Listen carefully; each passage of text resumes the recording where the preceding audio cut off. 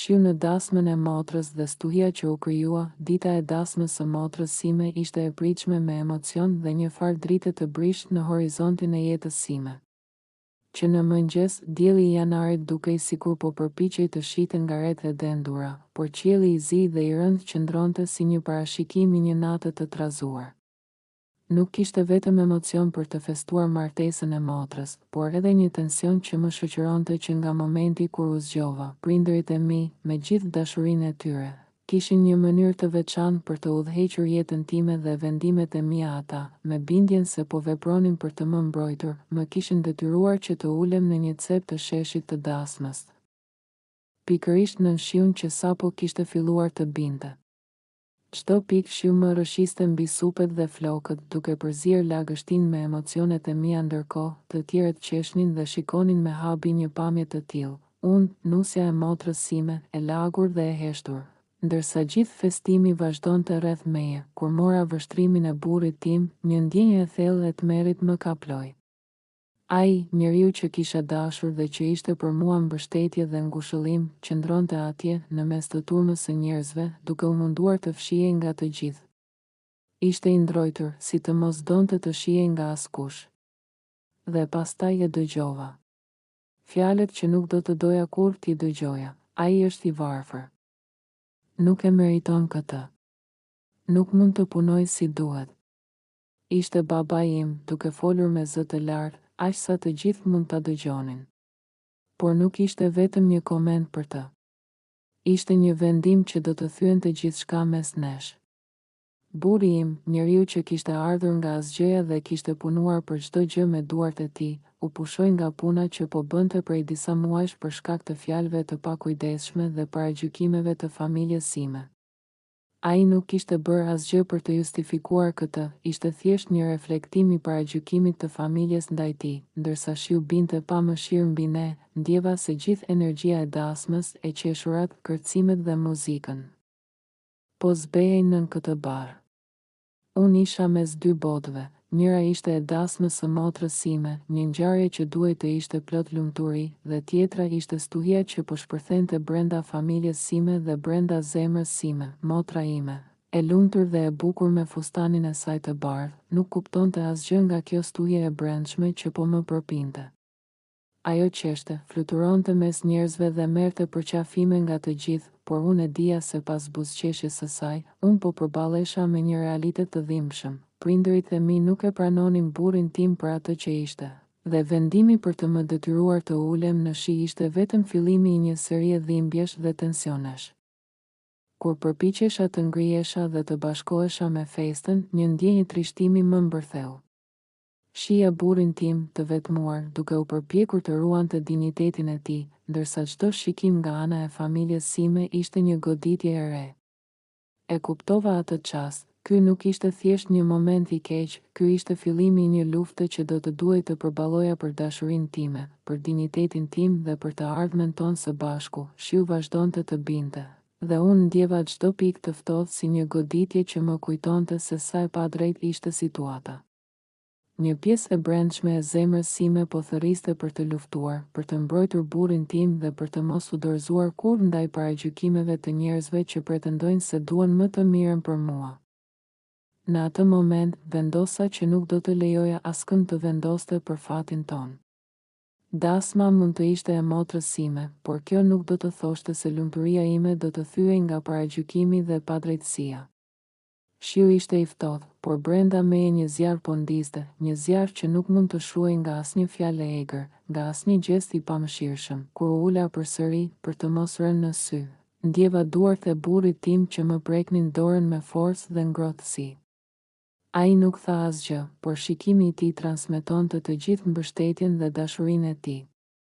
Ajo ishte premtimi i tij se pavarësisht çdo gjëje, ai do të qëndronte pranë meje. Dhe në atë moment, edhe pse shiu më lagte tërësisht, ndjeva një forcë të re që më mbushte shpirtin. Nuk isha vetëm dhe nuk do të lejoja që paragjykimi të rrëzonte jetën që po ndërtoja. Pas disa minutash që më dukeshin si orë, vendosa të ngrihesha dhe të eci drejt vendit ku ndodhej motra ime dhe festa. Çdo hap ishte një sfidë, çdo shikim i familjes sime ishte një goditje, por unë e dija se çdo sakrificë ia vlente. Burri im më ndoqi nga pas, duke ruajtur heshtjen, duke mos kundërshtuar, por duke treguar me çdo veprim që qëndronte pranë meje, ndërkohë prindërit e mi, të bindur se po mbronin një standarde sociale dhe një emër familjar, nuk e kuptonin se çfarë po ndodhte në zemrat tona.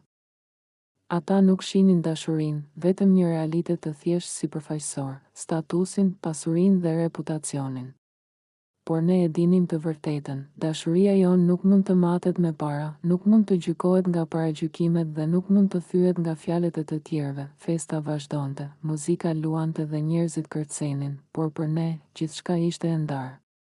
Ishte një botë e jashtme ku çdo gjë dukej normale dhe e bukur, dhe një botë e brendshme ku secili hap dhe secila shikim ishte një luftë për të ruajtur dinjitetin dhe dashurinë, dhe ndërsa nata binte mbi dasmën e motrës, shiu filloi të qetësohej, duke lënë pas pikë të lagura mbi dhe mbi trupat tanë. Por ajo që nuk do të qetësohej kurrë ishte zemra jonë, zemra që tashmë ishte më e fortë, më e vendosur dhe më e gatshme për çdo sfidë që do të vinte. Pasojat e shiut dhe lufta për dashurinë, ditët pas dasmës së motrës sime ishin të mbushura me tension dhe ndjenja të përziera. Shiu që kishte rënë atë ditë nuk la vetëm ujë mbi trupat tanë, ai kishte lagur gjithçka që ndodhej midis nesh dhe botës së jashtme. Për burrin tim, pasojat e fjalëve të prindërve ishin të menjëhershme. Puna që kishte fituar me mund dhe sakrifica u shem për një vendim që nuk kishte lidhje me aftësitë e tij, por vetëm me paragjykimin e dikujt që besonte se statusi i tij social e bënte të papranueshëm. Ai u kthye në shtëpi atë natë i heshtur, pa energji dhe me një ndjenjë të thellë humbjeje. Unë qëndroja pranë tij, duke u përpjekur të mos e tregoja se sa shumë më shqetësonte situata. Por ai e ndjeu çdo shqetësim timin dhe eci drejt me një prekje të ngrohtë. Do të kalojmë këtë, nuk ka rëndësi se çfarë thon ata, më tha me një zë të qetë, por plot vendosmëri, ditët kalonin ngadalë. Në familje, tensioni nuk ishte vetëm një incident i shkaktuar nga dasma. Ai u bë një çështje e përditshme, një motiv për debat dhe përplasje midis prindërve dhe nesh. Çdo bisedë ishte një kujtesë e dhimbshme se ne ishim ndryshe, se ne nuk përshtateshim me pritshmëritë e tyre. Për mua, kjo ishte një sfidë e madhe, për herë të parë po kuptoja se dashuria dhe mbështetja nuk mjaftonin kur ishe përballë paragjykimeve të ngulitura thellë. Burrin tim e goditi humbja e punës më shumë se ç'mund të tregojë në dukje. Ai nuk ishte thjesht i pafat, ndjenja e dështimit dhe e mospranimit e shoqëronte kudo. Secili hap që bënte në rrugën për të kërkuar një punë tjetër ishte i rënduar nga frika dhe mosbesimi që dikush mund ta gjykojë sipas origjinës së tij, jo sipas aftësive. Ai nuk deshi të tregonte shumë për këtë para meje, ndoshta donte të mbante një pjesë të krenarisë së tij, por unë e ndjeja çdo shqetësim të tij. Unë, nga ana ime, u përballa me tensionin familjar dhe me një barë të re, ndjenja e fajtit. Në mënyrë të çuditshme, ndjeva se ishte faji im që ai u përball me këtë padrejtësi. Nëna ime, pa dashur të më dëmtoj, vazhdonte të thoshte, e kemi bërë për të mirën tënde. Ai nuk mund të sigurojë një jetë të qetë. Por unë e dija se qetësia nuk mund të blihej me paragjykime dhe tallje. Një ditë, ndërsa qëndronim në dhomë, ai më tregoi se kishte marrë një ofertë pune në një qytet tjetër. Një mundësi që mund ta kthente në një pozicion të mirë, por që do të kërkonte largim nga qyteti ku kishim të gjithë familjen dhe miqtë tanë.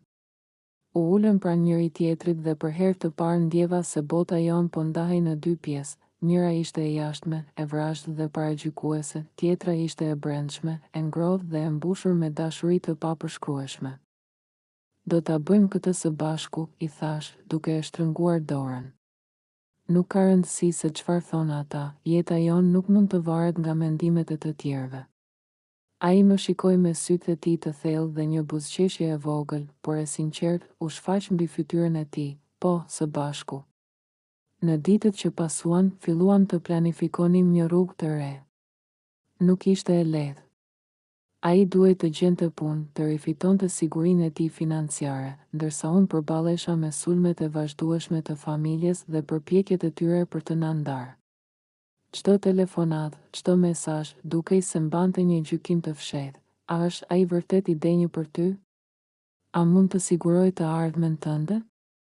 Një ditë, ndërsa ulem pranë dritares dhe shikoja shiun që fillonte të binte, ndjeva një ndjesi të çuditshme. Ishte si të gjitha tensionet e botës së jashtme të përqendroheshin mbi mua. Por këtë herë nuk u dorëzova. Mora një fletore dhe fillova të shkruaj gjithçka që ndjeja, çdo emocion, çdo dhimbje dhe çdo frikë. Shkrimi u bë një lloj terapi për mua, një mënyrë për të kuptuar se ndjenja ime për burrin tim ishte më e fortë se çdo pengesë që na vinte përpara. Burrin tim e shija çdo ditë duke luftuar për veten dhe për ne. Ai nuk e shfaqte lehtë lodhjen dhe dëshpërimin, por unë e ndjeja në mënyrë të qartë. Një natë, ndërsa po bisedonim për planet tona, ai më tha, dua të tregoj se çfarë më dhem më shumë. Nuk është puna, është mënyra se si u gjykova për ditë që jam, vetëm për shkak të prejardhjes sime. Ai heshti një çast dhe më kaploi dorën. Por ti qëndrove pranë meje. Dhe kjo më bën më të fortë se çdo paragjykim. Fjalët e tij më preknin thellë. E kuptova atë çast se lidhja jon nuk ishte thjesht një marrëdhënie dashurie, por një aleancë e pathyeshme kundër padrejtësisë dhe paragjykimit. Ne filluam të planifikonim një jetë ku vetëm dashuria dhe mbështetja reciproke do të kishin rëndësi, dhe çdo hap që merrnim, çdo vendim që bënim, ishte një konfirmim i vendosmërisë tonë. Megjithatë, sfidat nuk pushonin. Prindërit e mi vazhdonin të përpiqeshin të ndërhynin, duke përdorur taktika të ndryshme për të na ndarë, mesazhe të fshehta, kritika të mbreta dhe shpesh edhe mbështetje të hapur për miq ose të afërm që ishin kundër nesh. Secili veprim ishte një provë për forcën tonë, për durimin dhe për dashurinë tonë. Një ditë, babai im më kërkoi të takoj me të për të diskutuar. Ai foli gjatë për pritshmëritë e tij, për rrezikun që unë po merrja duke qëndruar me burrin tim, dhe për mënyrën se si duhet të merresha me jetën time sipas standardeve të familjes. Por unë qëndrova e qetë dhe me vendosmëri, duke i treguar se nuk do të dorëzoja dashurinë time për asgjë dhe askënd. Ishte një moment kur ndjeva se po rritej brenda meje një forcë e re, një ndërgjegje që nuk mund të thyej nga asnjë fjali ose presion. Ditët kalonin dhe ne filluam të ndërtonim rrugën tonë. Ai gjeti një punë të re në qytetin tjetër dhe ne u vendosëm të shpërngulemi gradualisht, duke planifikuar çdo detaj. Ishte një rrugë e vështirë, e mbushur me sfida, por çdo hap që bënim ishte një fitore e vogël kundër paragjykimeve dhe barierave që na kishin vendosur prindërit. Ndërkohë, marrëdhënia jonë u forcua më shumë se kurrë. Çdo sfidë, çdo tension dhe çdo moment i dhimbshëm u kthye në një mundësi për të kuptuar se dashuria jonë nuk ishte vetëm një ndjenjë. Ishte një betejë e përbashkët për të ardhmen tonë, për dinjitetin dhe për jetën që dëshironim të ndërtonim. Në fund, dita kalonte dhe ne ndjenim një qetësi të re. Shiu i asaj dite të dasmës nuk ishte zhdukur nga kujtesa jonë, por ai shërbeu si një kujtesë se çdo stuhje mund të tejkalohet kur qëndron pranë atij që do më shumë se gjithçka. Dhe kështu përfundon pjesa e dytë, një rrugë e gjatë dhe sfiduese për të mbrojtur dashurinë, për të sfiduar paragjykimet dhe për të gjetur forcën e brendshme për të ecur përpara. Rrugët e reja dhe sfidat e jetës së përbashkët, shpërngulja ishte vendimi më i madh që kishim marrë së bashku. Ndërsa mbushnin kutitë me rroba, libra dhe gjëra të vogla të përditshme, ndjenja e lirisë dhe e frikës përzieshin në mënyrë të çuditshme. Ishte një fillim i ri, një faqe e bardhë ku çdo vendim dhe çdo hap varrej vetëm nga ne, pa ndikime të jashtme dhe pa paragjykime që na kishin munduar për kaq shumë kohë. Kur mbërritëm në qytetin e ri, gjithçka dukej e ndryshme. Rrugët, shtëpitë dhe njerëzit ishin të huaj, por njëkohësisht të bukur në mënyrën e tyre. Ai gjeti punën e re që kishte siguruar më parë, një mundësi që i jepte stabilitet dhe shpresë. Unë, nga ana ime, fillova të krijoja rrugën time, duke eksploruar qytetin, duke takuar njerëz të rinj dhe duke ndjerë se për herë të parë në jetën time, nuk kisha nevojë të justifikoja çdo hap që hidhja, por sfidat nuk pushonin. Familja jonë, e veçanërisht prindërit e mi, vazhdonin të na kontaktonin përmes mesazheve dhe telefonatave të shpeshta. Çdo bisedë kishte një nënkuptim të fshehtë. Ata përpiqeshin të shinin dobësitë tona, të krijonin dyshime dhe të na rikthenin në ndikimin e tyre. Por ne ishim më të fortë. Secili mesazh që vinte, secili koment që dëgjonim, ishte një mundësi për të forcuar besimin ton dhe për të kuptuar se dashuria jon nuk varej nga mendimi i të tjerëve. Një ditë, ai më surprizoi duke planifikuar një shëtitje në natyrë. Ishte një ditë e qetë, dielli shkëlqente dhe ajri i freskët i qytetit të ri më mbushte me energji. Ndërsa ecnim pranë një liçeni të vogël, ai më kaploi dorën dhe më tha: "Shiko, kjo është jeta jon tani. E bukur, e qetë dhe vetëm jon." Ishte një moment i thjeshtë, por që më dha një ndjenjë sigurie dhe lumturie që nuk e kisha ndjerë prej kohësh. Ndërkohë, përballja me familjen e tij ishte një tjetër sfidë. Ata nuk e kishin pranuar gjithmonë marrëdhënien tonë lehtë. Por kur pan vendosmërinë dhe dashurinë që ndanin, filluan të hapen gradualisht. Ishte një proces i ngadaltë, i mbushur me debate dhe biseda të gjata, por çdo hap i vogël ishte një fitore e madhe. Ai dhe unë bëm një aleancë të fortë, nuk do të lejonim askënd të ndërhynte në jetën tonë, por gjithsesi dëshironim të krijonim ura të reja dhe të ruanim marrëdhënie të shëndetshme me të dy familjet. Në punën e tij të re, burri im u përball me sfida të reja profesionale. Ishte një mjedis krejt i ndryshëm, me kolegë që nuk e njihnin përjardhjen e tij dhe nuk e gjykonin për statusin social. Ai shkëlqeu përmes aftësive dhe përkushtimit të tij. Unë ndjeja krenari për çdo sukses të tij dhe kjo forcoi më tej lidhjen tonë. Çdo herë që ai kthehej nga puna dhe më tregonte për arritjet e tij, zemra ime rrite me një gëzim të papërshkrueshëm, por nuk mungonin as sfidat e përditshme. Të jetuarit së bashku kërkonte kompromis dhe durim. Kishte ditë kur tensionet lindnin nga gjëra të vogla, përgatitja e ushqimit, rregullimi i shtëpisë, vendimet për shpenzime. Por çdo herë që përballeshim me një problem, ai dhe unë gjenim mënyra për të zgjidhur situatat bashkërisht, duke kuptuar se bashkëpunimi dhe respekti ishin më të rëndësishëm se çdo grindje e vogël. Një nga momentet më të bukura ishte kur vendosëm të organizojmë një darkë për miqtë e rinj që kishim bërë në qytet. Ishte një mundësi për të ndarë lumturinë tonë dhe për të ndërtuar rrjete të reja sociale. Gjatë darkës, ndjeva se qyteti i ri po bëhej shtëpia jonë e vërtet, një vend ku mund të ndërtonim jetën tonë pa presionet e së kaluarës. Në mes të këtyre përpjekjeve, unë nuk harrova se sa e rëndësishme ishte të ruaja marrëdhëniet me motrën time. Edhe pse dasma kishte sjellë tension, ne bëm një përpjekje të qëllimshme për të forcuar lidhjen tonë. Ajo filloi të kuptoj vështirësitë që kishim përballuar dhe, gradualisht, ndjenja e afërsisë dhe mbështetjes u rikthye mes nesh. Nuk ishte e lehtë, por dashuria mes motrës dhe meje nuk mund të thyej. Një moment që më mbeti gjatë në zemër ishte kur, një pasdite, u ulëm pranë dritares dhe shikuam qytetin që po shkëlqente në diell. Ai më mbajti dorën dhe tha: "Shiko, çdo gjë që kemi kaluar na bëri më të fortë.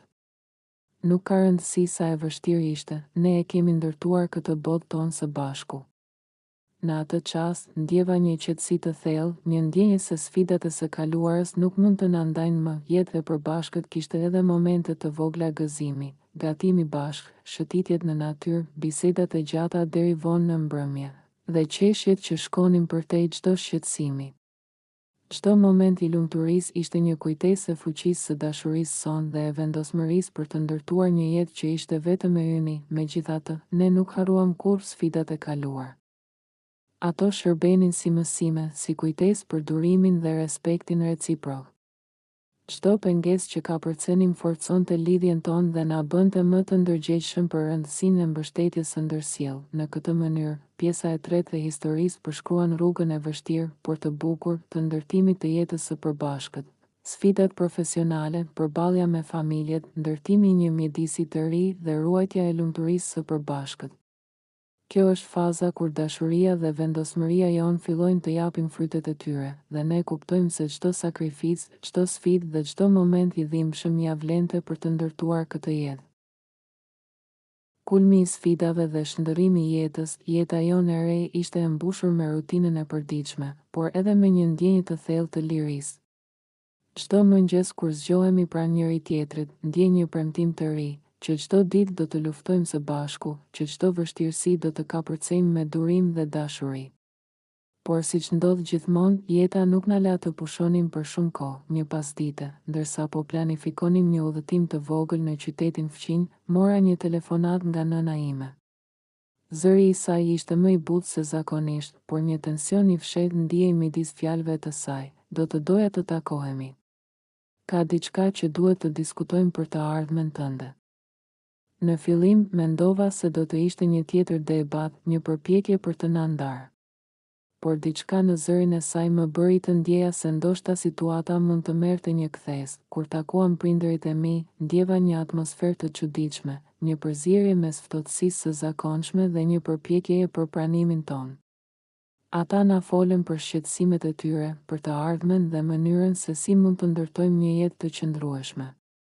Por më e rëndësishmja ishte që ata filluan të kuptonin se dashuria jonë nuk mund të thyej nga paragjykimet dhe presioni social. Ishte një moment i vogël, por i rëndësishëm, që shënonte fillimin e një marrëdhënieje më të ndershme me familjen tonë. Në ditët që pasuan, burri im dhe unë vendosëm të krijonim një projekt të vogël së bashku, një biznes i vogël që do të na siguronte pavarësinë dhe stabilitetin financiar. Ishte një sfidë e re, pasi kërkonte përkushtim dhe kohë të madhe. Por ne ishim gati, për herë të parë ndonim se çdo mundim që bënim ishte vetëm për ne, dhe jo për pritshmëritë të tjerëve. Puna për projektin tonë na lidhte edhe më shumë. Çdo ide, çdo vendim dhe çdo përpjekje e përbashkët forconte besimin dhe dashurinë mes nesh.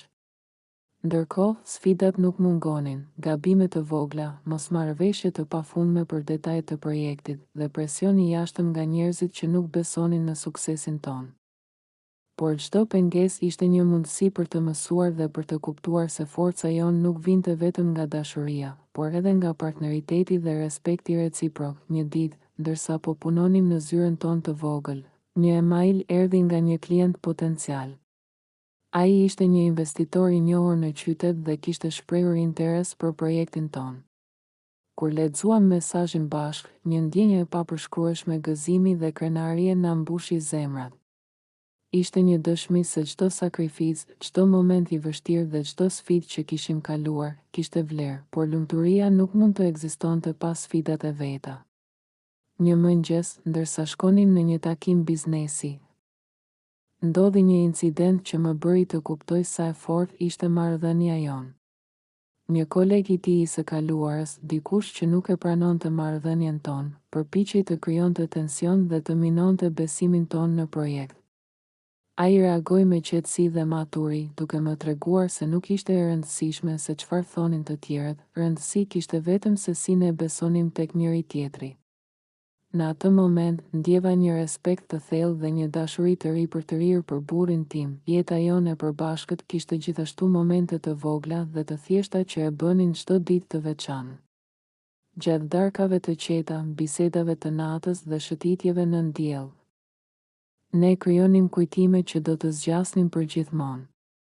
Ishte një lloj lumturie që nuk kishte nevojë për festa të mëdha ose aprovim të tjerëve, ishte lumturi e pastër, e bazuar në dashurinë dhe përkushtimin tonë të ndërsjellë. Një moment që më mbeti gjatë ishte kur vendosëm të vizitonim vendin ku kishim njohur njëri tjetrin për herë të parë. Ai rrëfeu kujtime që unë i kisha harruar dhe që më bën të qeshja derisa lotët më ranë. Ishte një përzierje e së kaluarës dhe e tashmes, një kujtesë se çdo hap që kishim bërë për të ardhur deri këtu kishte qenë i rëndësishëm, por kulmi i emocioneve erdhi një natë të qetë dimri. Ai kishte planifikuar një surprizë, një darkë e vogël në apartamentin ton, me drita të zbehta dhe muzikë të qetë. Gjatë darkës, më tha, dua të falenderoj për çdo gjë. Pa ty, nuk do ta kisha arritur këtë. Ti më bën të besoj se dashuria mund të përballojë çdo sfidë. Në ato momente, ndjeva një emocion kaq të fortë sa çdo dhimbje, çdo pengesë dhe çdo sfidë e kaluar u shndërrua në një forcë që na lidhte edhe më shumë, por jeta kishte edhe një surprizë të madhe. Një mesazh i papritur nga një investitor tjetër i rëndësishëm tregoi se projekti ynë kishte fituar një mundësi të madhe për të zgjeruar aktivitetin në një nivel kombëtar. Kur e lexuam mesazhin bashk, një emocion i papërshkrueshëm mbushi dhomën. Çdo sfidë, çdo moment i vështirë, kishte çuar në këtë pikë ku e ardhmja jon duke e ndriçuar dhe e mbushur me mundësi të pafundme. Në fund, pjesa e 4 e historisë shënon një kulm emocional. Sfidat e jashtme dhe të brendshme nuk na ndanë, por na forcuan. Momentet të lumturisë, suksesi profesional dhe pranimi gradual i familjeve tona treguan se dashuria dhe vendosmëria jon ishin më të forta se çdo pengesë. Dhe në atë dhomë të vogël, në dritat e ngrohta dhe buzëqeshjet tona, ndjeva se çdo sakrificë dhe çdo sfidë kishte vlerë, sepse ishim së bashku, të fortë dhe të papërballueshëm. Fundi i stuhisë dhe shndërrimi i jetës, jeta jon kishte kaluar shumë stuhira, stuhitë e jashtme dhe të brendshme, stuhitë e paragjykimeve dhe sfidave, por çdo ditë që kalonte, ne ndjeshim më të fortë dhe më të bashkuar. Tani, pas shumë muajsh përpjekjesh, filluam të ndjenim frutin e çdo sakrifice. Projekti ynë kishte filluar të funksiononte mirë, klientët e rinj dhe bashkëpunëtorët kishin besuar tek ne, dhe ndjenja e pavarësisë financiare na jepte siguri për të ardhmen. Por më e rëndësishmja nuk ishte suksesin profesional, por ndjenja e përbashkët e lumturisë dhe stabilitetit që ndanim çdo ditë. Një ditë, motra ime më telefonoi. Zëri i saj ishte i butë dhe emocionues. Dua të vi të shoh. Dua të falenderoj për gjithçka që ke bërë për të na treguar se dashuria e vërtet ekziston. Kur erdhi, e përqafuam me ngrohtësi. Ajo kishte ndryshuar, buzëqeshja e saj nuk kishte më asnjë ngarkesë paragjykimi, dhe mes nesh u ndje një afërsi e re. Ishte një moment i vogël, por i rëndësishëm, që tregonte se dashuria dhe vendosmëria mund të shndërrojnë edhe marrëdhëniet më të tensionuara. Familjet tona, që dikur ishin të ndara nga paragjykimet dhe mendimet e gabuara, filluan të afrohen. Nëna ime erdhi një pasdite dhe tha: "Ju kam parë se sa shumë keni punuar, se sa bashkë jeni. Kam kuptuar se vendimet e mia nuk mund të vendosin lumturinë tuaj." Babai im, ndoshta më vonë se nëna ime, na dha një shikim kuptimplot dhe tha: "Keni qenë të fortë. Nuk mund të kundërshtojmë dashurinë tuaj." Ai ishte momenti kur e kuptova se stuhitë së kaluarës nuk mund të thyjnë asgjë që vërtet ka rënje të thella në zemër. Një mbrëmje, ndërsa qëndronim pranë dritares së shtëpisë son të re, duke parë qytetin të ndriçuar nga dritat e tij, burri im më mbajti dorën dhe më tha: "Shiko, çdo hap që kemi hedhur së bashku, çdo sfidë që kemi kaluar, na ka sjellë këtu. Këtu është jeta jonë, dhe askush nuk mund ta ndryshojë." Ishte një ndjenjë e çuditshme, por e bukur. Ndjeva se çdo moment i dhimbshëm, çdo shi, çdo pengesë që kishim kaluar, kishte vlerë, sepse na kishte bërë më të fortë dhe më të bashkuar. Ne vendosëm të organizonim një festë të vogël për të gjithë miqtë dhe familjet, për të ndarë gëzimin ton dhe për të festuar forcën e marrëdhënies son. Në atë festë, qeshjet dhe përqafimet përziheshin me emocionet e vërteta, dhe ndjenja e përbashkët e lumturisë mbushte çdo cep të dhomës. Ishte një dëshmi se dashuria jon nuk ishte thjesht e bukur në fjalë, por e fortë në veprime dhe në sakrifica. Në mes të festës, motra ime ngriti gotën dhe tha: "Për motrën time dhe burrin e saj. Ju keni treguar se dashuria nuk është vetëm ndjenjë, por guxim dhe vendosmëri." Të gjithë ngriheshin dhe duart trokisnin. Ishte një moment triumfi, jo për ne vetëm, por për të gjithë ata që kishin pasur dyshime, por që panë se dashuria e vërtet nuk mund të thyhet. Pas festës, u ulëm bashkë dhe shikuam qiellin e natës. Yjet ndriçonin mbi ne dhe një ndjenjë paqeje dhe lumturie mbushi shpirtin. Burri im më mbajti dorën dhe më tha: "Çdo stuhi që kemi kaluar ishte një provë. Dhe ne ja dolëm." Unë buzëqesha dhe ndjeja se çdo pikë shiu nga dasma e motrës tashmë ishte kthyer në një kujtim të bukur, një kujtim që na kishte mësuar të mos dorëzohemi kurrë. Kjo ishte gjithçka që nevojitej për të kuptuar se jeta nuk është vetëm rrugët e lehta. Ajo është sfidë, është luftë, por kur keni dikë pranë që do ju mbështesë pa kushte, çdo stuhi bëhet e përballueshme. Dashuria jonë ishte bërë më e fortë se gjithçka, më e fortë se paragjykimet, më e fortë se sfidat dhe më e fortë se çdo stuhi që mund të vinte. Në fund, ne shikuam njëri tjetrin dhe buzëqeshëm. Ishte një buzëqeshje e thjeshtë, por e mbushur me gjithë historinë që kishim kaluar së bashku. Dhe në atë buzëqeshje, e dinin të dy, nuk kishte asnjë stuj që mund të thyente këtë lidhje, dhe jeta jon tani ishte plotësisht e yni, e ndërtuar mbi dashuri, respekt dhe vendosmëri. Kështu përfundon historia jon, nga stuit dhe shiut të dasmës, përmes sfidave të pafundme dhe paragjykimeve, tek një jetë e përbashkët e fortë dhe e lumtur.